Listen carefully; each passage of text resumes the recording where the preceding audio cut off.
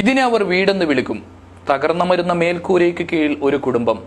കർണാടക അറന്തോട്ടെ ഈ ദയനീയ കാഴ്ച കാണുക. വീട് എന്നത് ആവശ്യത്തിനുമപ്പുറം നമുക്കിന്ന് അത് അലങ്കാരത്തിൻ്റെതായി മാറിയിരിക്കുന്നു. ജീവിതത്തിൻ്റെ സമ്പാദ്യമത്രയും നമ്മൾ വീട് നിർമ്മിച്ചു തീർക്കുകയാണ്.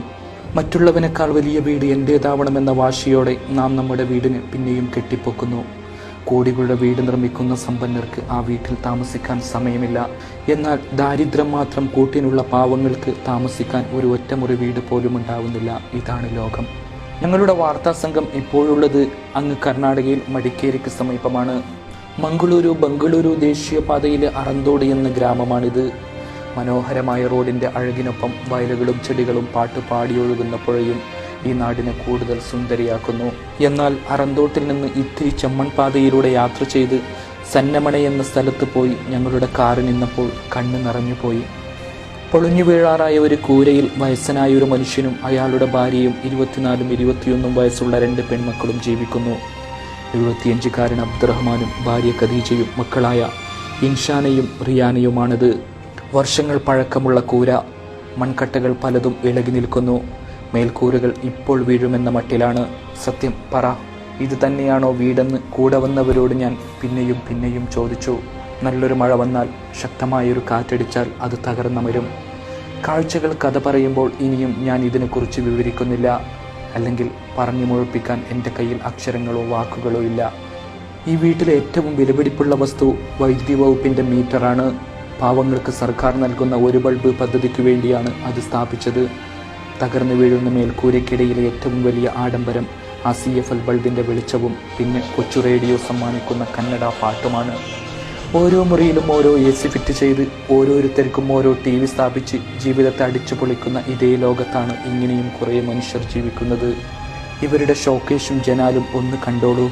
കാലപ്പഴക്കത്തിൻ്റെ പൊടിയുതിരുന്ന ഈ മരപ്പലകയാണ് ഇവരുടെ വാതിൽ. അബ്ദുറഹ്മാൻ ആഴ്ചയിൽ 2 പ്രാവശ്യം പള്ളി അടിച്ചു വൃത്തിയാക്കാൻ പോകും. അവിടെ നിന്ന് മാസത്തിൽ 300 രൂപ കിട്ടും.